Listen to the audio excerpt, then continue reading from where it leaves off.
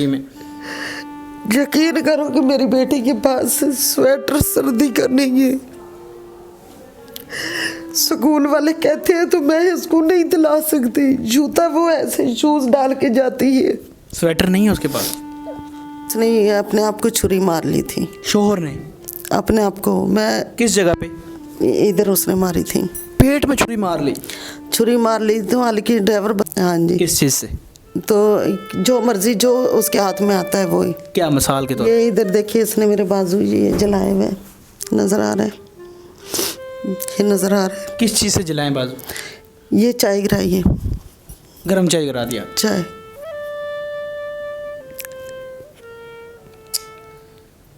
इतना रोना आप? औरत के पास कुछ नहीं होता। गा के दे देती थी कार्टून देखने के लिए ना। तो जब हम लोग सो जाते थे तो उसने ऐसे घुटनों में रख लेना और हमें यही लगता था, ज़ाहिर मैं थकी हारी भी काम की होती थी, ऐसे रख के ना, तो हम ये लोग यही समझते थे कि वो कोई फिल्म देख रहा है।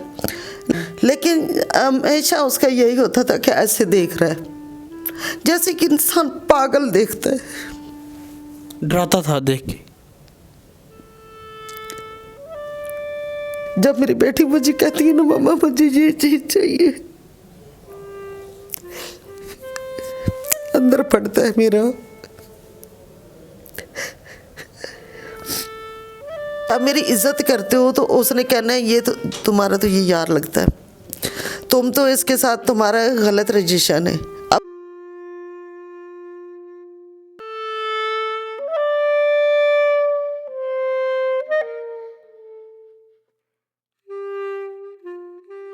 अस्सलाम वालेकुम जी, मैं हूँ सैयद बासित अली। आज की कहानी इंतहाई दुखी कहानी। एक माँ जी आप देखें हमारे साथ मौजूद हैं।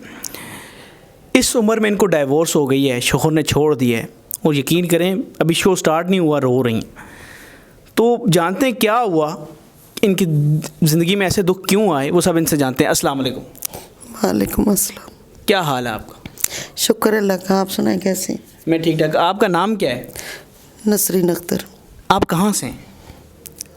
मेरा मेका सरगोदा का है, ससुराल लाहौर का। लाहौर का ससुराल है जी। उम्र क्या आपकी? 40 ईयर। 40 साल की उम्र में आके आपकी तलाक हो गई? जी। ये कैसे हुआ? बस किस्मत का लिखा ऐसा था कि शोहर मेरे को किसी ने ना बॉर्डर पे लगा दिया, फिर वो इंजेक्शन लगाने लग गया, फिर घर का सामान बेचना शुरू कर दिया उसने, और एंड उसने अपने आप को छुरी मार ली थी। शोहर ने अपने आप को। मैं किस जगह पे? इधर उसने मारी थी। पेट में छुरी मार ली? छुरी मार ली तो हालांकि ड्राइवर बंदा था, अच्छा था, तो इस वजह से मैं ये इनके भाइयों को सबको यही कहती थी कि भाई आप इसको समझाओ कि ऐसा ऐसा कुछ कर रहा है, कभी ये चीज़ बेच कभी वो बेच, सारा सामान इसने बेच दिया। जैसे मैं बाहर जा रहे, मैंने मेहनत मजदूरी करनी है। मोहब्बत की शादी की थी जब की थी? हाँ जी। अच्छा, फिर? तो इस तरह फिर करते कराते उसने इंतहाई अपने आप के साथ ना, और साथ मुझे भी टॉर्चर करने लगा। मारा आपको भी? हाँ जी। किस चीज़ से?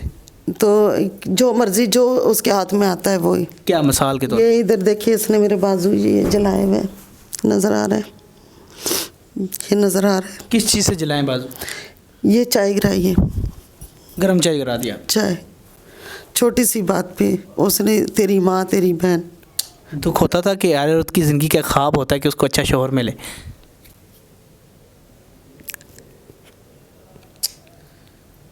इतना रोना आप? औरत के पास कुछ नहीं होता। अगर शो वफादार मोहब्बत करने वाला मिल उसकी दुनिया बदल जाती है। मेरे ख्याल नहीं। चेक करें, वो अपने आप को एक बंदा मार रहा हो तो उसके साथ औरत कितना टॉर्चर होगा। औरत को तो संभालना पड़ता है।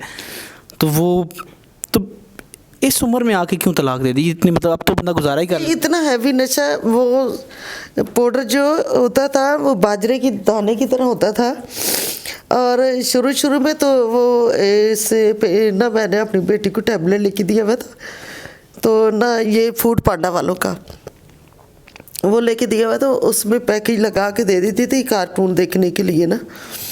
तो जब हम लोग सो जाते थे तो उसने ऐसे घुटनों में रख लेना, और हमें यही लगता था, ज़ाहिर मैं थकी हारी भी काम की होती थी, ऐसे रख के ना, तो हम ये लोग यही समझते थे कि वो कोई फिल्म देख रहा है, लेकिन हमें ये नहीं पता था कि वो नस्वार शुरू में रखता था, वो इधर रखता था। फ़ोन इधर रख के? बेटी का फ़ोन? वो टैब जो है ना, तो वो बेटी कहाँ होती थी? सोए हुए होते थे हम लोग। हम यही समझते थे कि भाई ना वो बस यही फिल्म देख रहा है या कोई ड्रामा देख रहा है या इस तरह की कुछ चीज़ें, लेकिन बाद में ये पता चला है कि इस तरह ये तो बॉर्डर पे लग गया। तो जब आवाज़ आती थी ना शापर की तो मैं यही समझती थी नस्वार है, लेकिन हमेशा उसका यही होता था कि ऐसे देख रहा है जैसे कि इंसान पागल देखता है। डराता था देख के। अरे ये माँ जी हमारी माँ जैसी हैं। देखिए कितना दुख है इस उम्र में डिवोर्स हो जाना। एक शो कितने साल आप उसके साथ रही हैं? मैंने 17 साल कोई गुजारे। ऐसा साल भी था जिस साल खुश रही हैं? शुरू में ठीक था, शुरू में नेल पॉलिश, लिपस्टिक, जूती, कपड़ा उसने अपनी मर्जी का हमें दिया है, मेरी बेटी को और मुझे। अगर उसमें मैं कहती हूँ कि 100 बुराई है ना तो उसमें 10 अच्छाइयाँ भी हैं, लेकिन मुझे समझ नहीं लगती कि क्या है। अब यही है कि मैं ना, कब गुजारा कैसे हो रहा है? बताया ना मैंने आपको। तो अब इसका ये रीज़न है कि भाई मेरी एक दोस्त है, मैं उसके साथ रह रही हूँ। अच्छा, घर भी नहीं है कोई? कोई ठिकाना नहीं है अभी आपका? आधा किराया देती हूँ, आधा बिल देती हूँ, क्योंकि माली हालात मेरे ठीक नहीं है। तो जिस वजह से ना मैंने काफ़ी लोगों को कहा है। नाज़रीन ये तो स्टोरी कोई और तरफ चली गई है, बेचारी ठिकाना ही नहीं है घर में रहने का, कह रही हैं। हम आपकी मदद भी करा देंगे, आप बेफिक्र रहें, ठीक है? वो उसकी आप टेंशन ना लें। आपको ठिकाने के लिए हम कोई आप बहुत सारी आप भी इनकी माँ जैसी हैं जो देख रहे हैं, ठीक है? ये बताएं कि अभी जो है, जब उसने अब आपको मारना शुरू किया या ये, अब दोबारा दिल करता है कि वापस उसी के साथ चले जाएं? नहीं, अगर वो सही तरह रखे? नहीं। इतने 17 साल गुजारे? जैसे मैंने 17 साल गुजारे हैं, लेकिन अब भी कहीं गली में मुझे मिलता है तो सिवा बेइज्जती के, उससे मुझे कुछ नहीं मिलता। तो गली छोड़ दें?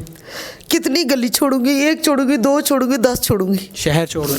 ठीक है ना, जवान बेटी है, मैं कहाँ लेके जाऊँ, कहाँ दर दर के धक्के खाऊंगी? मदद कराएंगे आप? अगर मैं छोड़ के चली भी जाती हूँ ना, तो पता है क्या आप कहेंगे, ये कहेंगे, वो कहेंगे, इस तरह कहेंगे, ये औरत जो खुद गलत है। ठीक है, अगर आप मेरे साथ अच्छे चल रहे हो ना। कोई औरत भी इल्ज़ाम तो नहीं लगाया कभी उसने? बहुत सारे। क्या क्या इल्ज़ाम लगाया? कि तुम उसके साथ अगर आप मेरी हेल्प कर रहे हो या आप मेरी थोड़ी सपोर्ट कर रहे हो या मेरी इज्जत करते हो, तो उसने कहना है ये तो तुम्हारा तो ये यार लगता है, तुम तो इसके साथ तुम्हारा गलत रजिस्ट्रेशन है। अब औरत किधर जाए? कितना बुरा लगता है जब किसी पे कोई और इल्ज़ाम लगता है, इतना गलत किस्म का। बहुत ज़्यादा। और मैं यही कहती थी हमेशा कि मुझे ऐसे ना कहा करो। जब मैं काम पे जाती हूँ पूरे एतमाद के साथ जाती हूँ, अब मैं बाहर जाऊँगी ना तो आएगा कहाँ से? या तो तुम पूरी करो, पूरी भी नहीं करनी। तो इस तरह फिर मैंने कहा। बेटी बाप को याद करती है? शुरू में बहुत करती थी। कमी महसूस होती है उसको बाप की? बहुत ज़्यादा। उस टाइम आपको क्या खिलौने कपड़े नहीं ला के देता तो उस टाइम क्या फीलिंग आती? जब मेरी बेटी मुझे कहती है ना, मम्मा मुझे ये चीज़ चाहिए, अंदर पड़ता है मेरा।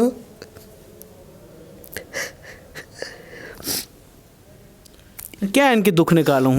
ये कुछ बहुत से लोग सोचते हैं कि यार ये वीडियो आ जाती हैं, ये करते हैं, इनसे इन लोगों के घर भी तो बदलते हैं, ये देखें।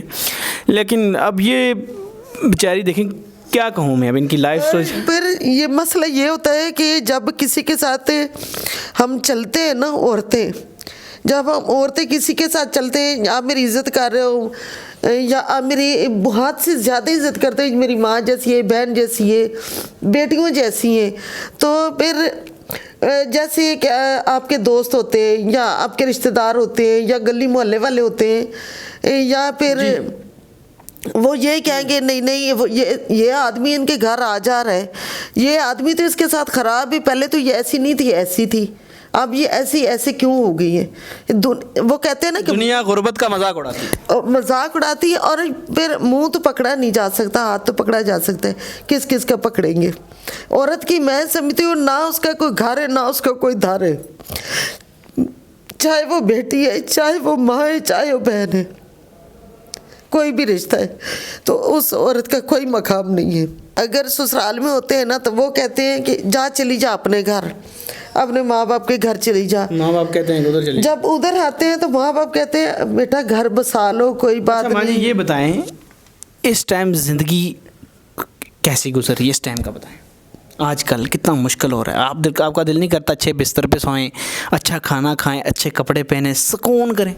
करता है बहुत ज़्यादा, लेकिन मैं नहीं कर सकती ये इस ज़िंदगी में नहीं कर सकते, मुश्किल लगता है बहुत, क्योंकि मेरे साथ बेटी है। फिर अभी में। यकीन करो कि मेरी बेटी के पास स्वेटर सर्दी का नहीं है। स्कूल वाले कहते हैं तो मैं इसको नहीं दिला सकती, जूता वो ऐसे शूज डाल के जाती है, स्वेटर नहीं है उसके पास।